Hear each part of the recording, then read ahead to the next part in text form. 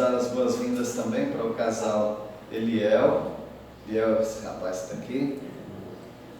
E a Gabriela. Gabriela é professora de Libras da Agnes e de muitas outras pessoas. Ela tem um canal no YouTube chamado Libras com Gabi. Como é? Libras com Gabi. Talvez alguns aqui já viram, porque algumas vezes eu preguei na pandemia e ela estava interpretando, então alguns já conhecem. E os surdos devem estar bem contentes porque estão conhecendo pessoalmente. Nós estamos estudando Gálatas, capítulo 6, o último capítulo, estudando as responsabilidades individuais. E nós já vimos algumas responsabilidades individuais em Gálatas capítulo 6. Gálatas capítulo 6, nos primeiros 5 versículos, nós vimos duas responsabilidades individuais aqui. Uma responsabilidade é que nós temos que levar as cargas uns dos outros. O que significa isso? Quando pessoas andam de modo errado na vida cristã, nós temos que carregar as cargas repreendendo essas pessoas, mostrando para elas que elas estão agindo de modo errado. Isso é uma carga, porque as pessoas que estão vivendo no pecado, quando nós vamos lá repreender, nós estamos pegando aquela carga para nós.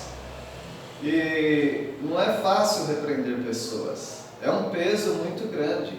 Qualquer um que já tenha feito isso, e todos aqui já têm feito isso, de ter que falar para as pessoas algo errado que elas estão fazendo, é um grande peso para nós.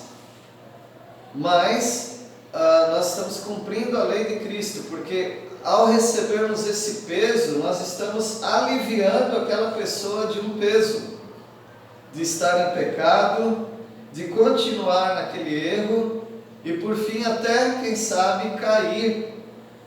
Por isso nós temos essa responsabilidade individual, a de carregar as cargas uns dos outros, repreender os irmãos faltosos.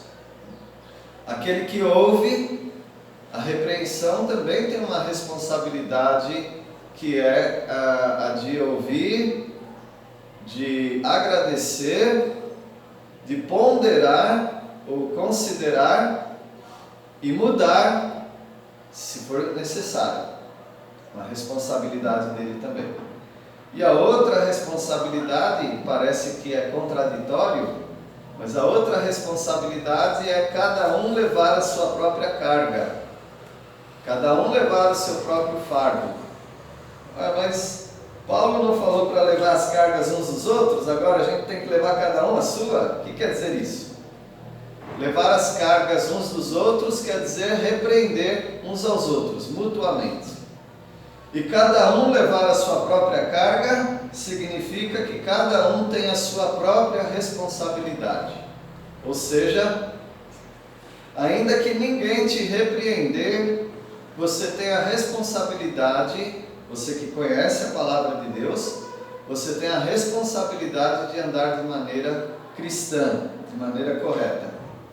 E mesmo que alguém te repreender, você tem a responsabilidade de fazer alguma coisa com aquela repreensão. Então essas são as responsabilidades individuais até o versículo 5. Aí dos versículos 6 a 10... as outras responsabilidades pessoais dizem respeito àquele que ensina a palavra e àquele que ouve. Então, quem ensina a palavra, a Bíblia, ele tem a responsabilidade de ensinar corretamente, de orar, de compreender, de estudar e de se submeter ao Espírito Santo e ensinar de maneira correta. Essa é uma responsabilidade de todos vocês que ensinam a palavra de Deus. Aqui também, quase todos, se não todos aqui, ensinam a Bíblia. ou você ensina na igreja, ou você ensina num grupo, ou você ensina num evangelismo pessoal, ou você ensina numa classe de escola dominical para crianças ou adultos, ou você ensina o seu filho em casa. Todos têm uma responsabilidade de ensinar a palavra de Deus. Agora, quando é um ensino público das Escrituras, por exemplo, numa igreja, aquele que ouve, ele tem uma responsabilidade, algumas responsabilidades. Uma responsabilidade é de ouvir como a voz de Deus, ou seja, ele ouve, ele compara e se bate com a Bíblia, então ele é obrigado a obedecer aquela palavra, porque está na palavra de Deus e Deus usou mais alguém para reforçar aquele princípio. Então é uma responsabilidade de obedecer aquilo que tem ouvido. E a outra responsabilidade é fazer-se participante das coisas boas para aquele que prega. O que significa isso?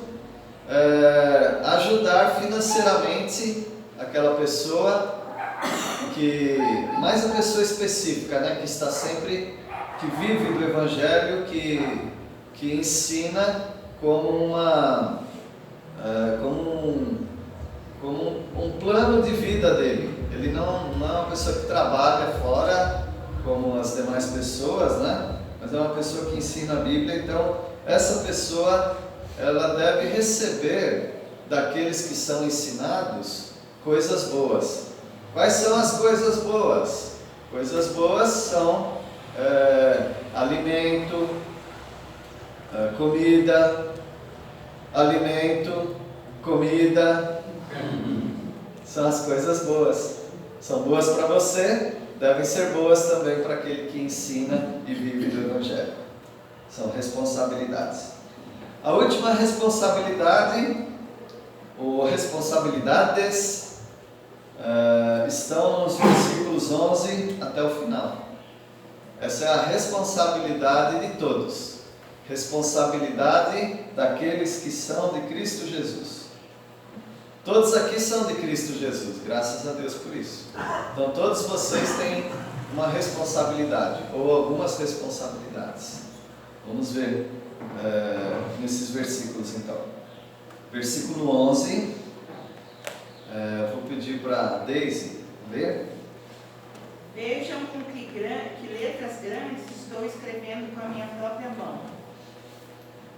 Lembrei do Chapeuzinho Vermelho agora, né? Vovó, para que essa boca é tão grande? O apóstolo Paulo não escrevia.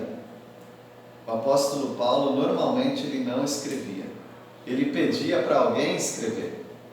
Então, naquela época, as pessoas que escreviam cartas para outro eram chamadas amanuenses.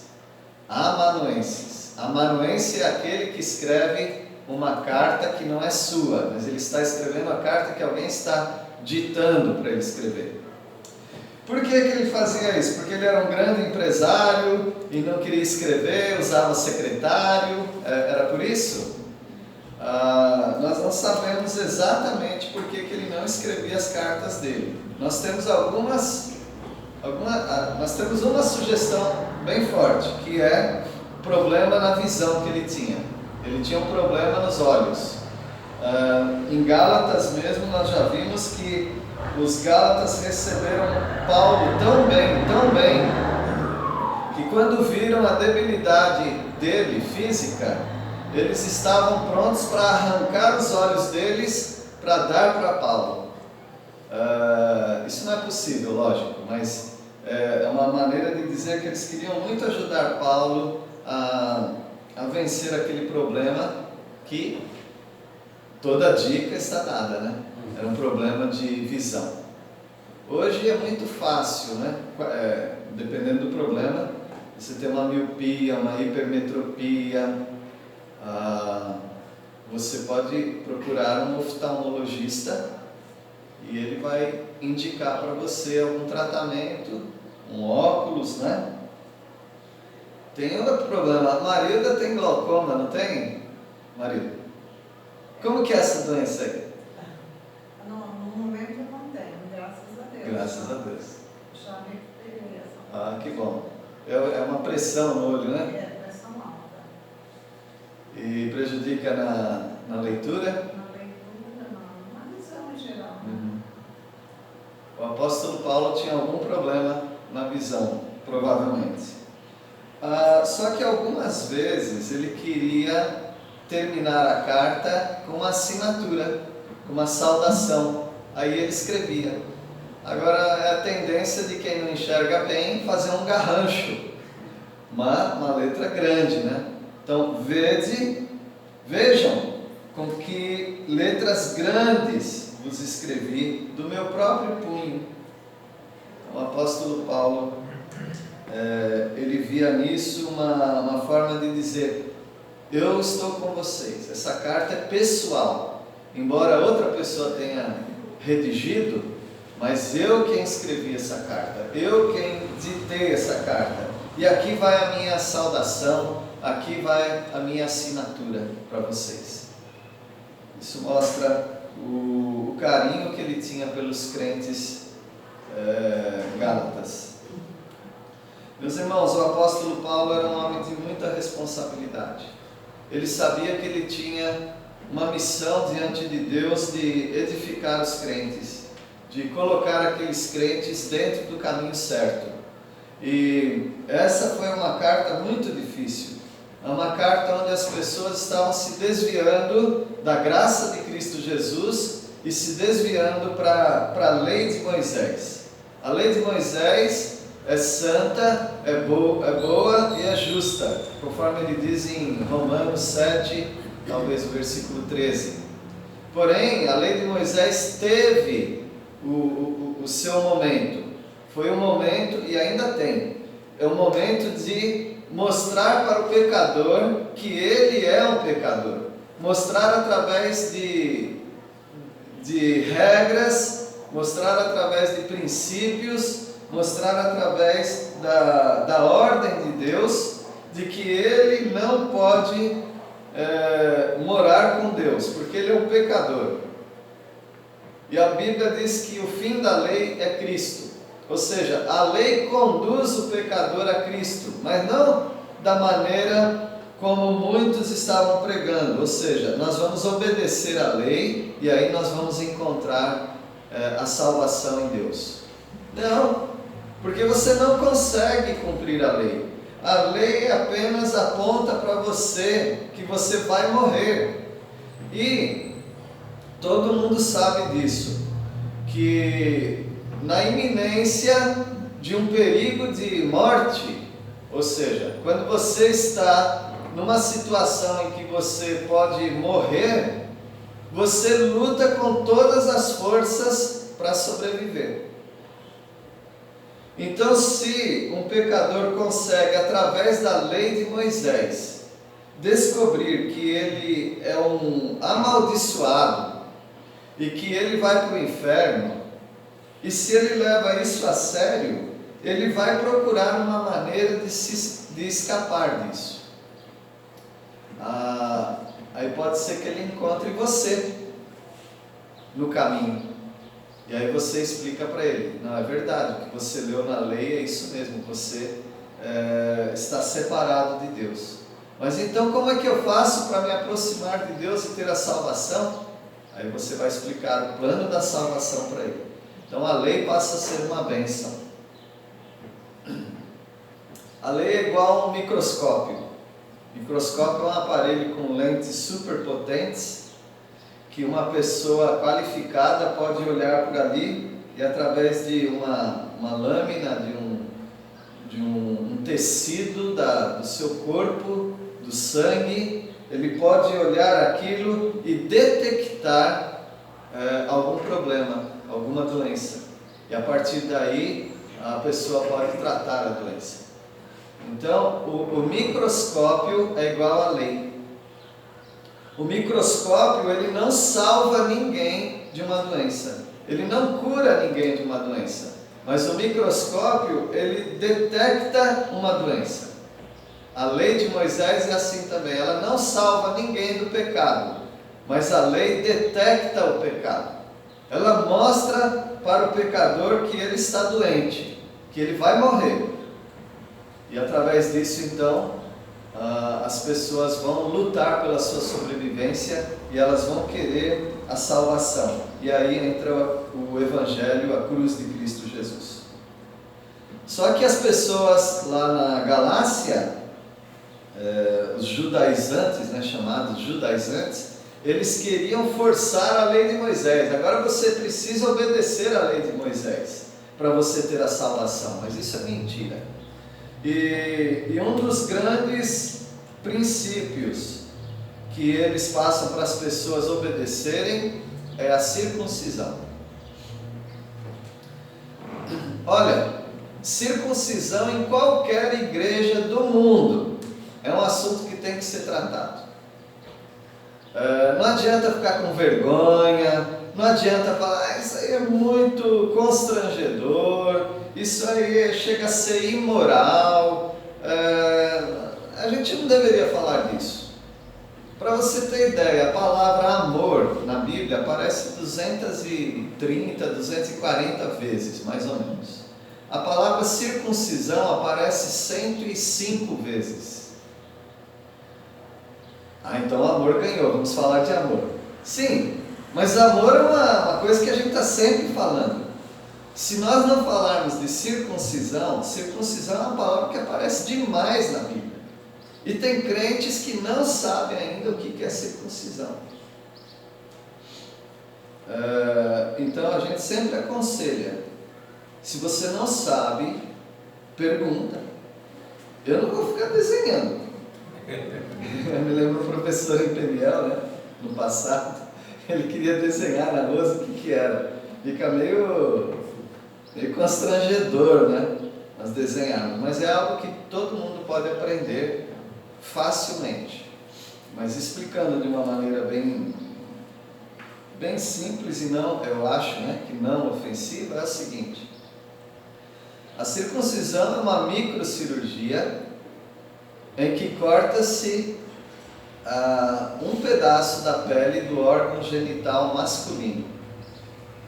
Tá bom? Então essa é uma cirurgia, uma microcirurgia. Deus mandou que os homens de Israel fizessem essa cirurgia.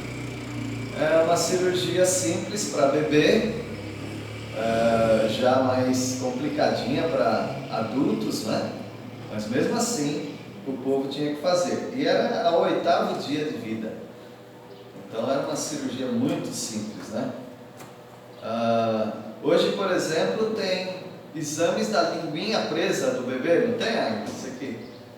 E já sai do hospital com o cabrestinho lá cortado, se tiver a linguinha presa, Então, muito simples. E a cirurgia da circuncisão era feita ao 8º dia do menino. Então aquilo era para ser um selo, para ser um compromisso de que aquele povo concordava com a lei de Deus. A circuncisão veio muito antes da lei de Moisés, tá bom? Então o povo estava dizendo com isso: nós somos obedientes a Deus, por isso os nossos machos são circuncidados. Era isso. Mas era um compromisso que Israel, a nação de Israel, tinha com Deus. Quando vem a igreja, Deus aboliu isso. Não precisa fazer a circuncisão com esse objetivo. Se tiver outro objetivo, aí é outro assunto. Mas com o objetivo de ser aceito por Deus, de ser identificado com Deus, não. Então é meio estranho falarmos isso hoje, Mas naquela época não era, porque a igreja era composta quase que totalmente de judeus, e à medida que iam entrando os gentios não eram circuncidados. Aí alguns judeus da igreja falavam: para entrar na igreja você tem que circuncidar, senão você não pode ser salvo. E aí eles começavam a colocar essa regra. Versículo 12. Chico, você pode ler o versículo 12? Não dá, né, Chico? Então, afetou também a sua leitura? Não, dá para ler embaixo. A voz, né? Então continue orando pelo Chico, gente. O Chico tem mal de Parkinson, né? Está lutando com essa doença, a gente precisa acompanhar sempre esse irmão em oração também. Obrigado, Chico. Ô, Ronaldo, pode ler? Todos os que querem ostentar-se na carne, esses os constrangem a vos circuncidar-vos, somente para não serem perseguidos por causa da cruz de Cristo. Opa, aqui entra um outro problema também.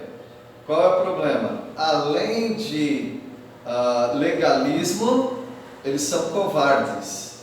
Por quê?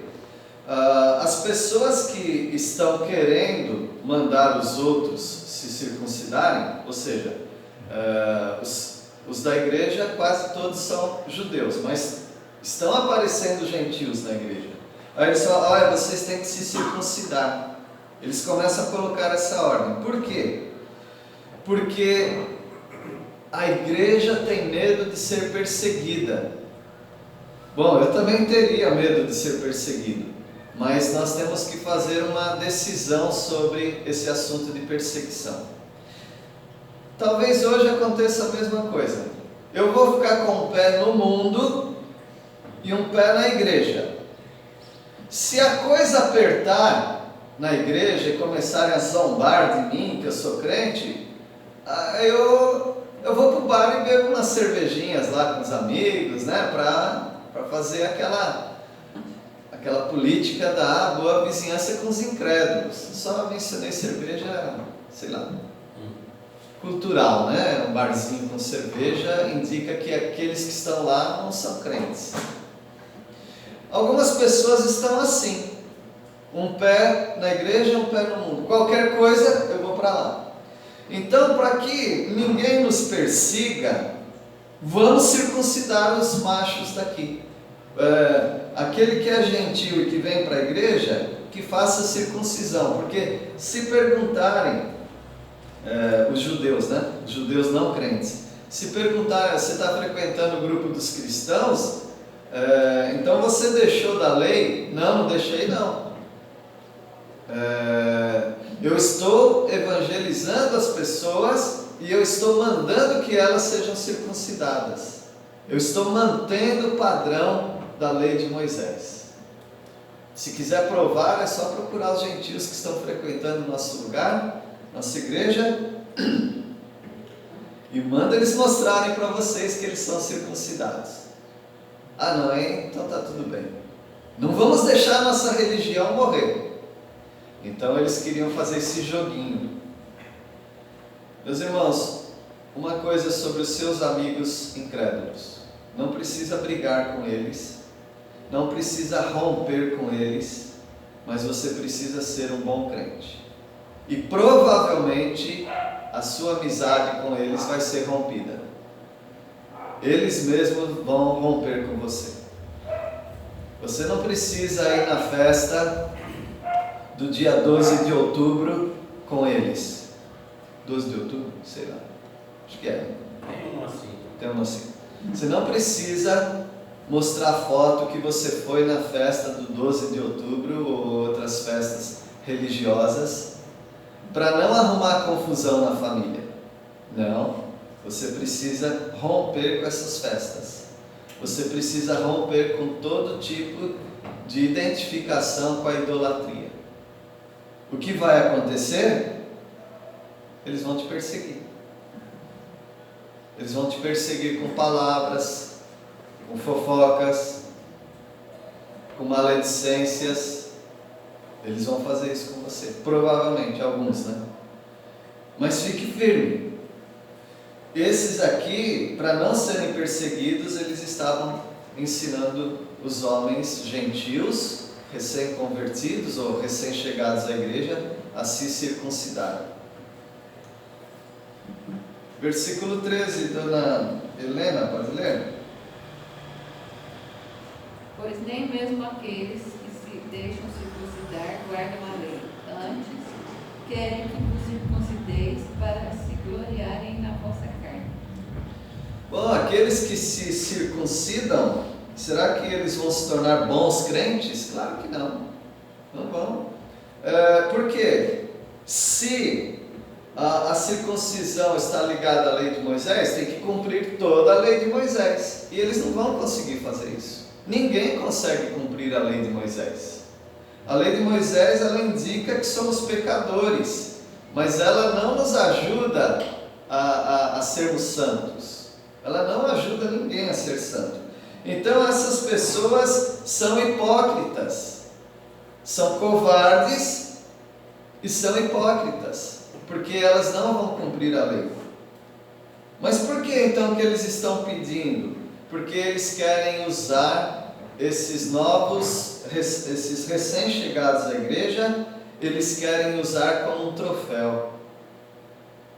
Eles querem mostrar para os judeus não crentes do mundo, né?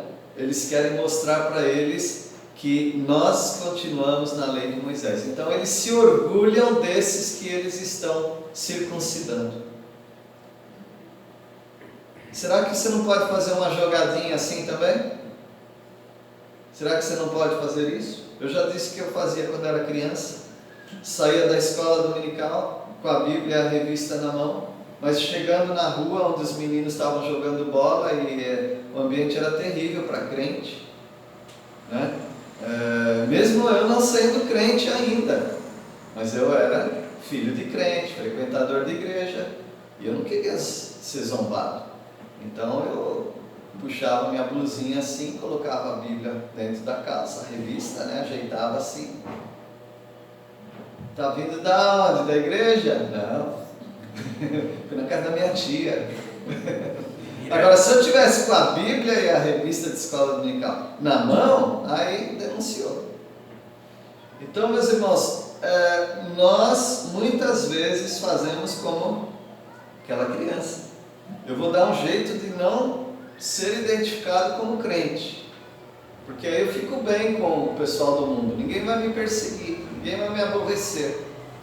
Mas também eu tenho o povo da igreja, aí eu tenho que fazer o jogo da igreja, as aparências. Então tudo tem a ver com covardia e hipocrisia. Você vai ter que se decidir. Você vai ter que se decidir. Se você vai enfrentar as zombarias, a rejeição por ser um crente em Cristo Jesus, ou se você vai ficar fazendo esse joguinho aí. Aí você não ganha nem do mundo e nem do povo de Deus. Você sai perdendo de qualquer jeito. Então é melhor você assumir um compromisso. Um compromisso com Cristo Jesus. Coragem. Fé. Junte-se àqueles que andam com Cristo, você vai ganhar mais coragem.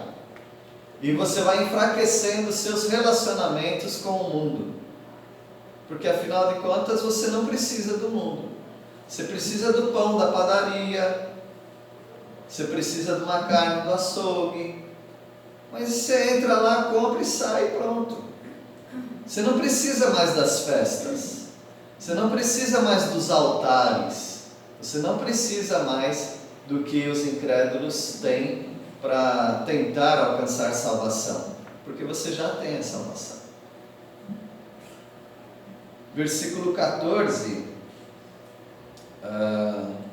Eliel, pode ler o versículo 14?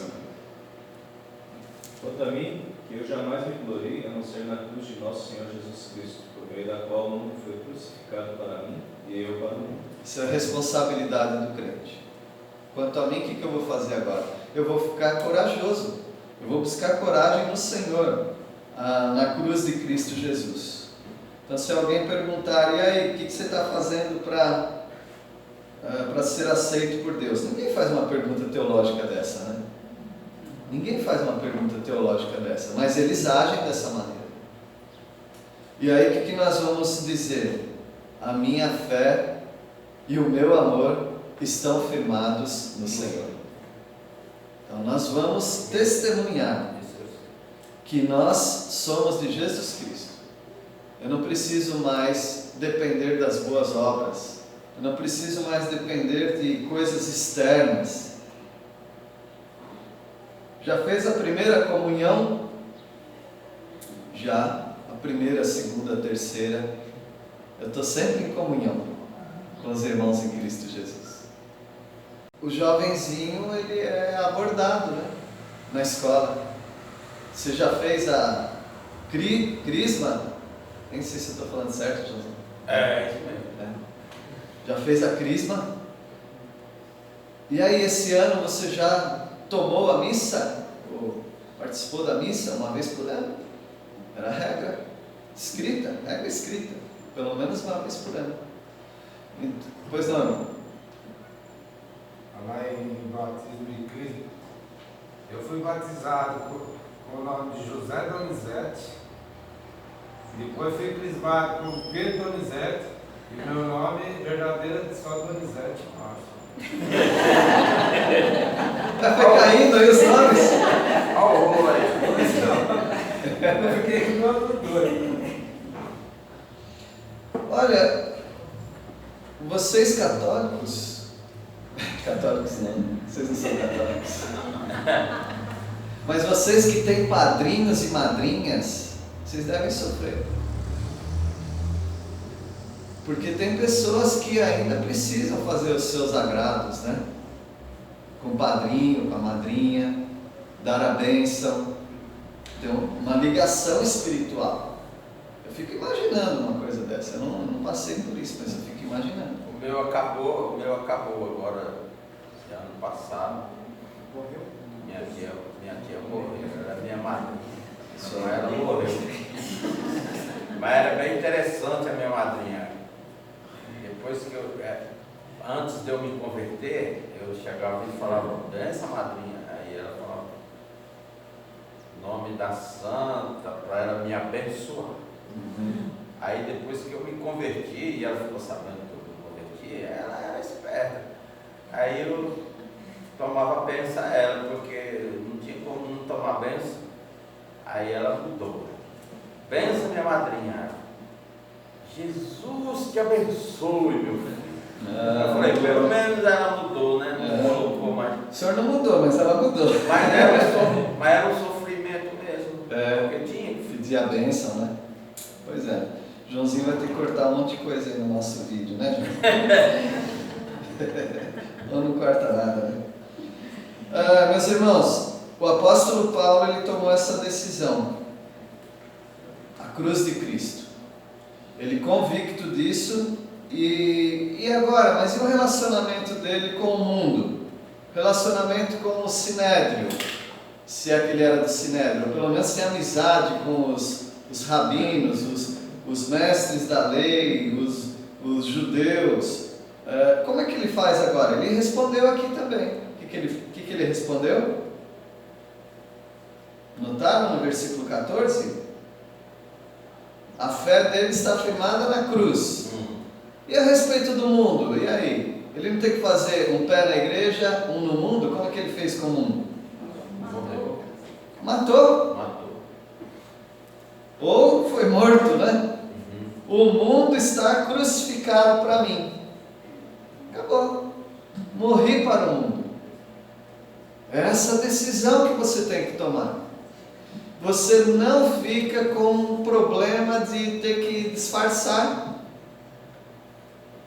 Como aquele garoto que colocava a Bíblia e a revista de escola dominical dentro da calça e colocava a blusa por cima. Aquela tensão. Você não precisa mais ficar com isso. Aí você carrega a Bíblia e você vai sair daquele círculo, né, que você não vai mais jogar futebol com eles. Eles vão falar, não quero mais que você jogue futebol com a gente. Eles vão te descartar. Fácil não é, né? Mas foi o que o apóstolo Paulo fez. Essa é uma responsabilidade do crente. Assumir essa bandeira. Levantar essa bandeira. Um pendão real. Pendão é uma bandeira. A bandeira é retangular. O pendão é aquele triângulo. Bom? Nos jogos de futebol, normalmente eles trocam é o pendão, é também chamado estandarte, eles trocam aqui. Então, esse é o nosso estandarte que a gente levanta, é de Cristo Jesus. Nas guerras também, né? Eles levavam à frente. Com a insígnia, né? Com o desenho do respectivo exército. Muito bem, então, versículo 15, aí ele vai dar um fechamento para aqueles que estão com problema, com o mundo e com a igreja. Ele fala, assuma a igreja, fique com a igreja. Mas e aí, o que estão ensinando sobre circuncisão? Aí o apóstolo Paulo, ele fala, Priscila, pode ler o versículo 15? Pois nem a circuncisão é alguma coisa, nem a incircuncisão, mas o ser nova criatura. Aí ele coloca dentro da perspectiva. É circuncidado? Continua circuncidado, não desfaça a circuncisão. Sabia que era possível desfazer a circuncisão? Por exemplo, na época do Holocausto, os alemães perseguiam, não os alemães só, né? O nazismo, né? Perseguia os judeus, não só os judeus, mas também os judeus, eles perseguiam. E se a pessoa negasse que era um judeu, porque o judeu ele já tinha que andar com uma estrela costurada aqui, uma estrela amarela, para aparecer bem, eu sou judeu. Então, se alguém estava numa calçada, se desviava dele, ou ele tinha que se desviar, eles não se juntavam com os judeus. Mas alguns talvez queriam andar à paisana, não andar com a estrela, que era proibido, né? Mas alguns talvez faziam isso, mas um denunciava o outro. Aquele é judeu e não está andando como um judeu, não está avisando que é um judeu. Como na época de Jesus, se o cara era leproso, ele tinha que ficar pelo menos a 100 metros de distância de qualquer pessoa.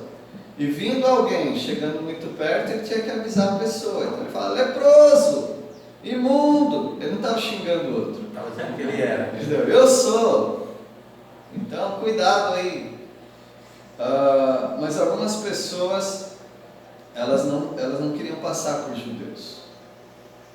Então, como eles falavam, né, para os homens, né, eles descobriam, então você vai ter que se despir aí para a gente ver se você é judeu ou não. Porque se for judeu é circuncidado. Então eles sabiam desse truque, né? Então eles desfaziam a circuncisão. Dizem que é uma cirurgia até mais dolorida. Bom, com toda certeza mais dolorida, porque o judeu era circuncidado no 8º dia de vida. Agora ele é adulto e ele resolveu desfazer a circuncisão dele, esticar a pele de volta e fazer uma cirurgia para não ser descoberto. Então isso foi feito na Segunda Guerra Mundial, na época do Holocausto. O apóstolo Paulo diz para não desfazer a circuncisão. Se é circuncidado, não precisa esconder de ninguém. E agora, se você não é circuncidado, não precisa se circuncidar, porque o cristianismo não tem nada a ver com isso. Agora, se você toma café e gosta, continua a tomar, cuidado, tem o seu valor, é muito bom café é muito bom mesmo para o estudante e tudo, mas tem o seu perigo, suas taxas podem aumentar por causa da quantidade de café e tudo mais. Mas continua tomando seu café. Bom, eu estou falando isso porque os grupos hoje judaizantes, eles proíbem tomar café. Se você come uma carne de porco, continua comendo a carne de porco, se você gosta, sem problema nenhum. Não fica tentando cumprir uma coisa que a Bíblia não está dizendo para você fazer hoje. Porque o reino de Deus não tem a ver com comida e bebida, o apóstolo Paulo falou. Não tem a ver. Tem a ver com outra coisa. Então ele diz aqui, seja circuncidado ou não, isso não é importante para ser um crente, para andar com Cristo. Mas o que é importante, que diz no versículo 15? O ser nova criatura. Isso é importante. Aliás, isso não é importante, isso é essencial. Se você não for uma nova criatura, você não é crente. O que é uma nova criatura? Ele não é judeu e ele não é gentil. Então, se alguém falar assim, você é judeu ou gentil? Eu não sou judeu. Então, você é gentil? Também não sou gentil. Porque a palavra de Deus, ela dá uma terceira classificação. Vamos ler 1 Coríntios, capítulo 10.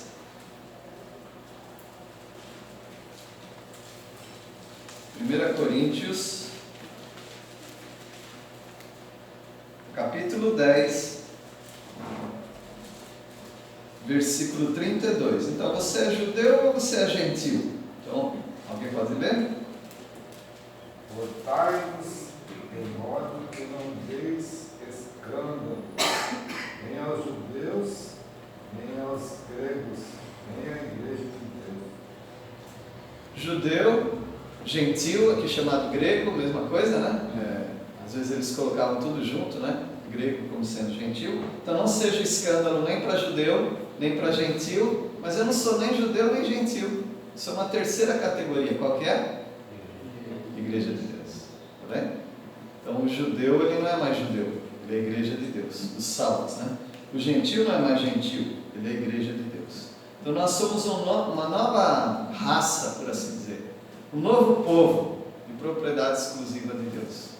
Então isso é o que conta. E 2 Coríntios 5, 17, 2 Coríntios, será que é essa a referência? 2 Coríntios 5, 17, é essa aqui mesmo. Alguém pode ler? Logo, todo aquele que está em Cristo se tornou nova criação. A velha vida acabou e uma nova vida teve início. Isso. Acabaram as coisas antigas. Agora não tenta colocar uma lista nas coisas antigas, que eu fazia. Não é nada disso. As coisas antigas eu era de uma outra criação. Eu era de Adão e Eva. Agora eu sou de Cristo Jesus. É uma nova natureza que eu ganhei. Eu me tornei uma nova criação. Eu não sou mais do mundo, eu sou de Cristo Jesus. Então ele fala em Gálatas 6, 15, o que vale é isso, ser nova criatura. Então, meus irmãos, não deixe ninguém colocar peso em cima de vocês. Você precisa ter uma certeza: se você é um filho de Deus, se você é uma nova criatura, formado novamente, nascido de novo, é isso que conta. As outras coisas, uma coisa acerta aqui, acerta ali, daquilo que precisa acertar. Os costumes, você não tem que ser julgado pelo que você faz na sua casa, o seu estilo de vida, a sua roupa. Claro, tem a sua decência e tudo mais, mas você não precisa se preocupar com coisas externas. As coisas externas, elas agradam aos homens, mas Deus não está olhando as coisas externas. Ele está olhando a sua vida, se você está em obediência a Deus, ao Espírito Santo. Versículo 16, Tiago, você abre, pode ler? E a todos quantos andarem de conformidade com esta regra, paz e misericórdia sejam sobre eles e sobre o Israel de Deus. Nós temos regra? Temos. Qual que é a nossa regra? Ser nova criatura. Todos que andarem debaixo dessa regra. Eu sou de Cristo, essa é a minha responsabilidade. Então essa é a minha nova regra. Eu sirvo a Cristo Jesus. Até alguns da nossa região falavam antes, né? Você é da lei dos crentes? Né? Eles falavam, você é da lei dos crentes? Então nós somos outro tipo de lei. Nós não somos da lei de Moisés, nós não somos da lei do mundo, nós somos da lei de Cristo Jesus. Essa é a nossa regra, somos nova criatura. Se nós andarmos como nova criatura, como é que anda a nova criatura? Aí é uma vida toda para ensinar, é a palavra de Deus. Leia os evangelhos, leia as cartas de Paulo, aí você sabe como que vive uma nova criatura. Mas só para resumir, Romanos 12, 1. Não vos conformeis com o quê? Este mundo. Com este mundo. Mas transformai-vos pela renovação da vossa mente. Então nós somos de Cristo Jesus, transformados, renovados por Ele. Então a paz e a misericórdia estão sobre nós. E Ele não esquece também dos judeus. Ele fala, e sobre o Israel de Deus. Porque Ele sempre se preocupa com os judeus, mesmo não salvos. Lá em Romanos 9, nos primeiros 2 versículos, Ele fala que Ele tem um grande amor por eles. Ele até faria uma troca, se fosse possível. Ele se tornar um perdido e para eles entrarem no lugar dele. O apóstolo Paulo amava esse povo. Então ele deseja a paz dos crentes e como Salmo 122, né, ele também deseja a paz de Israel. Porque a Bíblia diz, orai pela paz de Jerusalém, de Israel, né? Alguns falam que Israel de Deus é a igreja, mas ele já está falando da igreja. Ele fala, a paz seja sobre a igreja, os da nova criatura, e sobre o Israel de Deus, porque a nação de Israel continua a ser o Israel de Deus. Não são salvos, mas continuam sendo o Israel de Deus, o povo escolhido, o povo eleito de Deus. E como ele está falando do povo, da lei de Moisés e tudo mais, ele não esquece do povo de Israel. Alguns usaram a doutrina da substituição, dizendo que agora não existe mais Israel. Israel agora é a igreja. Mas a Bíblia não ensina isso. A Bíblia diz que Deus tem um plano para a igreja e Deus tem um plano para Israel. E Ele vai continuar com esses planos paralelos até que eles se juntem e todos debaixo da mesma lei, a lei de Cristo Jesus, os sirvam no reino dele. Versículo 17. Isabela, pode ler? Sem mais, ninguém me perturbe, pois trago no corpo as marcas de Jesus. Então ele já foi acusado, inclusive, de não ser perseguido, né? E para não ser perseguido, viver igual aos judeus. Ele falou, não, ninguém me perturbe. Eu sou muito perseguido. Se vocês quiserem saber, imagina ele levantando a túnica dele, né? Se estivesse num lugar com pessoas, né? Ele está escrevendo uma carta. Mas se vocês quiserem ver, ó, eu tenho marcas aqui. Eu fui chicoteado 3 vezes. 39 chicotadas cada vez. Isso daí certamente causa marcas, né? Vergões. E não é aquele vergão que sai, é aquela pele enrugada, cheia de cicatrizes. Então ele mostra essas cicatrizes para ele, ou fala que tem, né? Não me moleste não queiram me machucar, que eu já estou mais do que machucado. Eu trago as marcas de Cristo, ou seja, eu fui chicoteado por causa disso que eu estou pregando para vocês, ou seja, a cruz de Cristo, o Evangelho de Cristo. Assim que vive o crente, meus irmãos, com convicção. E ele termina dizendo, a graça de nosso Senhor Jesus Cristo seja, irmãos, com o vosso espírito. Amém. É o meu desejo também. Essas são as responsabilidades do crente. Andar como uma nova criatura, não se deixar levar pelo legalismo dos judaizantes ou de qualquer outra pessoa que quer te encher de regras. A nossa regra é a lei de Cristo Jesus. Que Deus nos abençoe. Obrigado, Gabi, pela interpretação, presença do Eliel, e também agradecemos, estamos contentes com a Larissa. Deus nos abençoe. Vamos orar? Senhor, nós louvamos a Ti pela Tua palavra, que foi estudada e entregue. Obrigado pela responsabilidade que o Senhor coloca sobre as nossas vidas de darmos um bom testemunho, de colocarmos os nossos 2 pés na igreja, ficarmos firmes na convicção da cruz de Cristo. Pedimos a Tua ajuda para isso, em nome de Jesus. Amém. Amém.